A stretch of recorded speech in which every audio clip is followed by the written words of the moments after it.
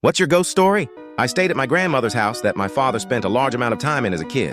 My father drove us there in one go and was understandably tired after a 17-hour drive. We all started to lay down and my father checked in on us before going to bed himself. As he was talking, he stopped himself and told us to cover a large mirror or you will have nightmares. Now, nightmares from a mirror of all things sounded like a little fun to me. But my brothers, who were also sleeping in the same room, asked me to cover it. I did. I asked my dad about it before he left, and he said ghosts use it as an entryway. A week later, I brought it up with my grandmother, and she scoffed, saying, "Oh, this house ain't haunted." I agreed, but told her that the reason I brought it up was because my dad told me to cover a mirror. My grandmother then changed her expression and said, "Oh, the mirror?" Apparently that mirror came from her grandmother. She worked as a nurse and took in those who were going to die but could not pay for care on their last days. So, she made her home into a hospice.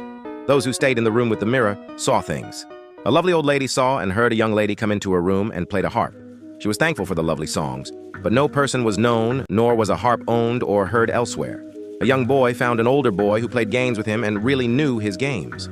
Lastly, a terrible woman refused to use the bathroom and shat in a cooking pot, then hid it under her bed, and well as argue issued everyone daily, saw, and this is her words, the devil that spat fire at her.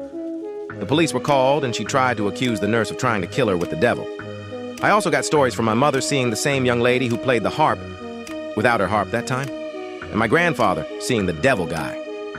My grandfather described it as a red man with horns that was too tall for the room he was in, so he, still standing up straight, bent his neck down to fit. It stared down at him and simply asked slowly, "Why are you here?" I kept that mirror covered.